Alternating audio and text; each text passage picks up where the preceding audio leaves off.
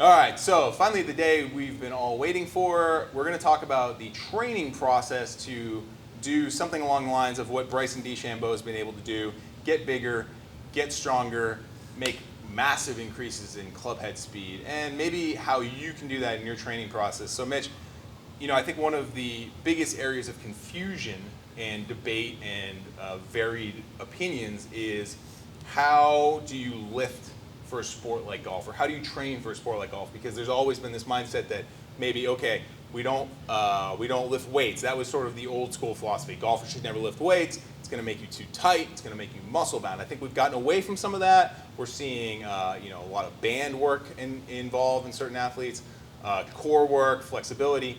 All these things are important. But Mitch, what would you say for a program like Bryson and where he's gone?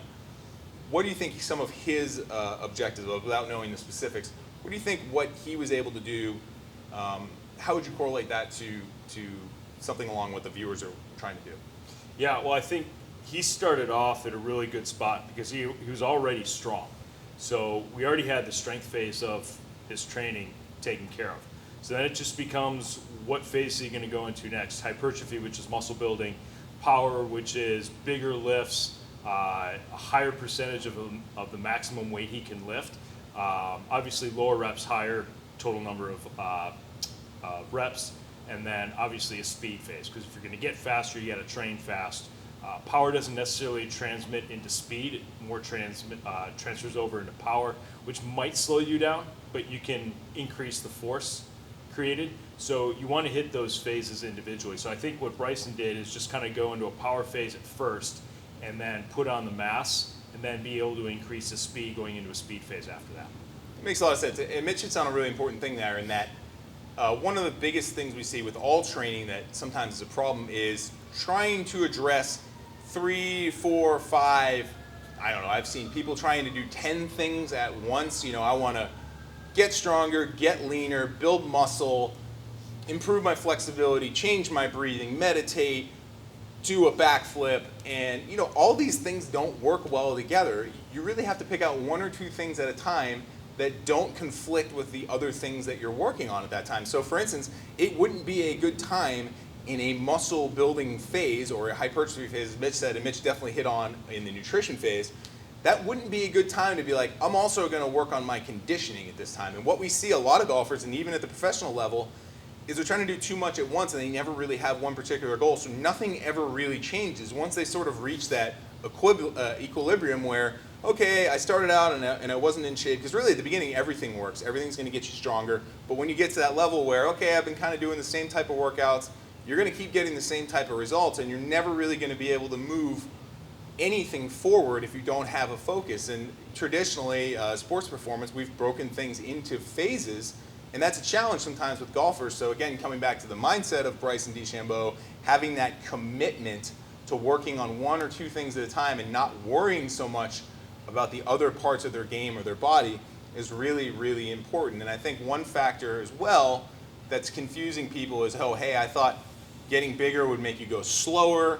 The reality is, look, is to make it really simple, and we can argue about rep schemes and high versus low reps and weights, dumbbells, kettlebells, bands, med balls, what should I be doing? The reality is this: all other things being equal, you always want to be stronger. Stronger is always better. I can't think of a single instance in any sport or really just in life where, again, all other things being equal, there's not a detrimental effect on something else.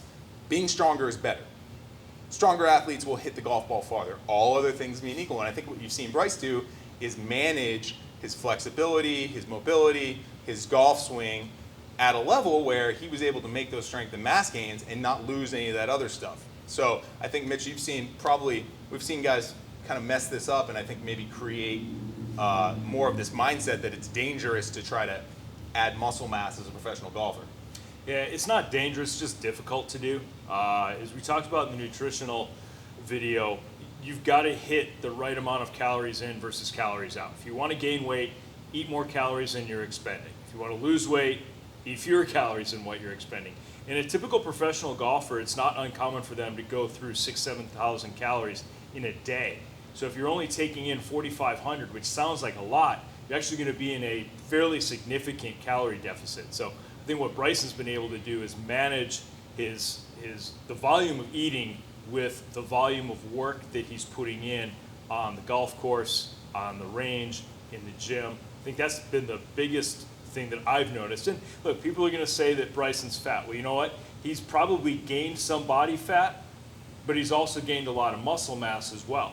As Brian was talking about a couple minutes ago, those two things have to go together. When you're in a mass building or size building phase, you're not just going to increase the amount of muscle mass. It's, we call it a bulking phase, but you're going to increase both muscle and body fat as well. Usually after that, you'll drop a little body fat back. We'll see if Bryson gets into that, or if he just kind of maintains it, knowing that the amount of stress that his body's under throughout an entire season, it's actually better to have a little bit more body fat than less.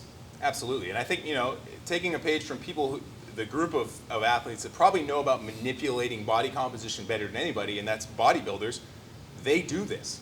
Bodybuilders don't walk around all year long at 3% body fat like they're ready to get on stage and try to build muscle in that variety. They're willing to add some muscle mass, to overshoot their calories and get too much and build a little bit of fat with that muscle mass, because that's just how it works. It's really hard to do both at the same time. And we see all of our general clients, this is a great tip for our regular clients.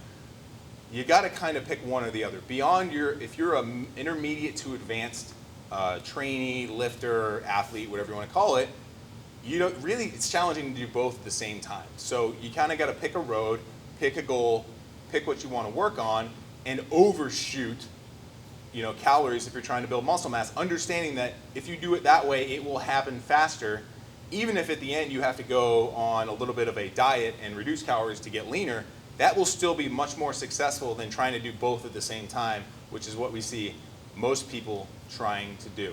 So we're going to have a little bit more on the specifics of a training program as we go along on what, again, we don't know what Bryson is doing, but what we would do, or what we do with athletes when we're trying to help them hit the golf ball farther. But I think hopefully this is a little bit better understanding of more of the concepts in designing a training program to improve speed, and maybe what you're going to start seeing out there, because success leaves clues, and it is an imitation game. You're going to see other golfers try to keep up with Bryson and maybe totally change the paradigm of how we think about training golfers. So that's that.